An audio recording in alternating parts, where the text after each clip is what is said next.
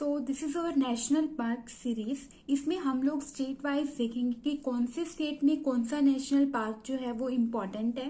तो आज जो हम स्टार्ट कर रहे हैं वो है लद्दाख। लद्दाख जो है उसमें एक ही नेशनल पार्क इम्पोर्टेंट है और एक ही है Hemis national park.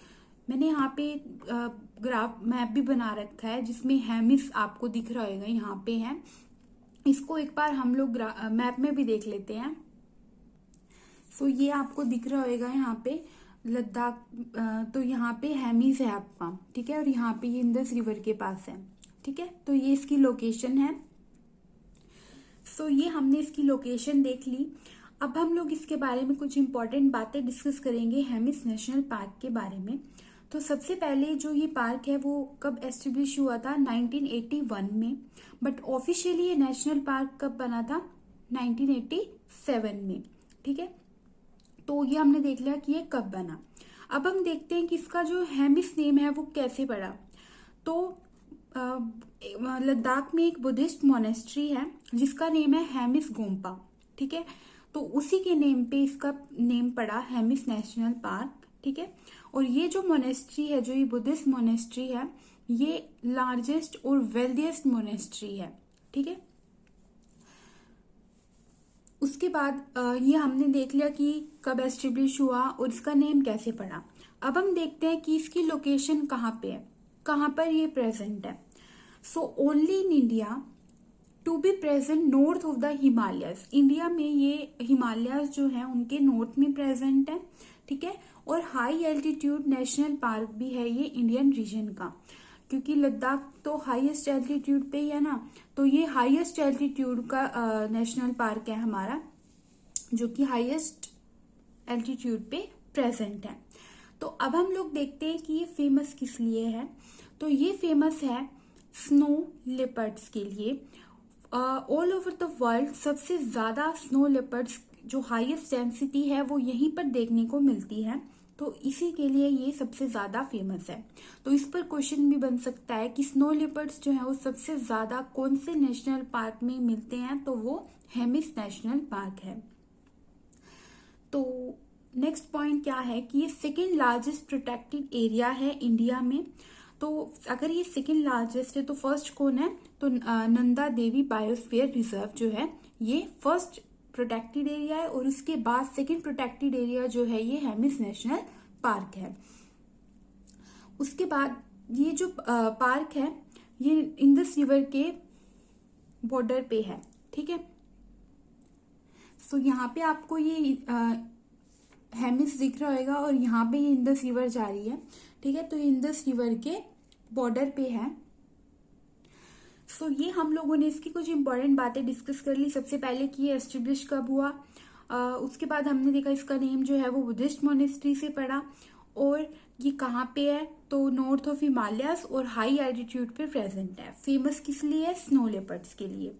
Second largest protected area है एंड इंदस रिवर के बॉर्डर पे प्रेजेंट है।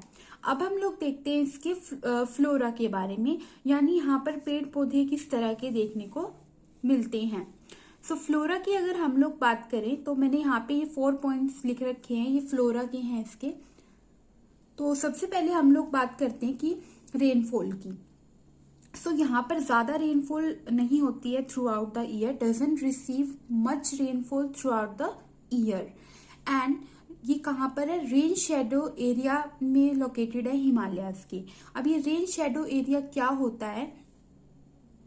सो जैसे कि ये हिमालय है हमारे पास, ठीक है, ये हिमालय है। अब यहाँ पर इस एरिया पे हैवी रेनफॉल होती है, ठीक है। ये जो एरिया है आपका, ये फर्स्ट वाला, यहाँ पर हैवी रेनफॉल होती है।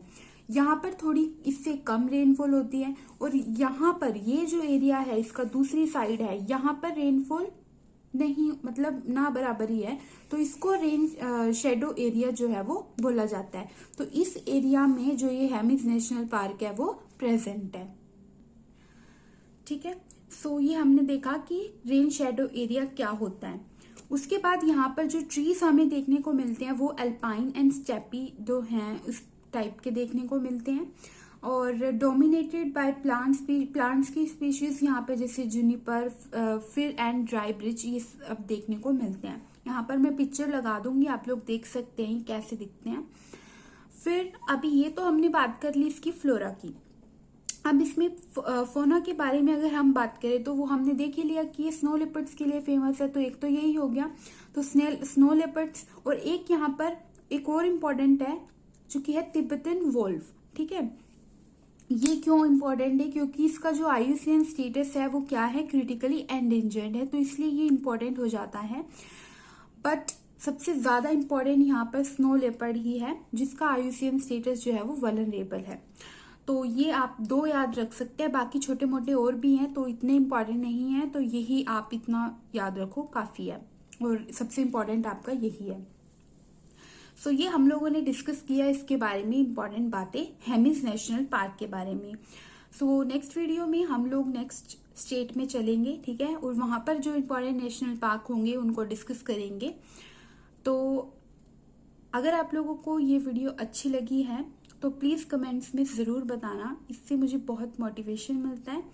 एंड ऑल्सो अगर आपको इससे रिलेटेड कोई भी डाउट है तो आप लोग मुझसे कमेंट्स में पूछ सकते हैं, और अगर आप लोगों को ये नोट्स चाहिए तो आप मुझे कमेंट्स में मैसेज कर देना, या फिर मैं आपको डिस्क्रिप्शन में टेलीग्राम चैनल का लिंक दे दूंगी, वहां पर भी आप मैसेज कर सकते हैं, तभी मैं नोट्स सेंड करूंगी, खुद से नहीं करूंगी, आप लोग मैसेज करेंगे देन।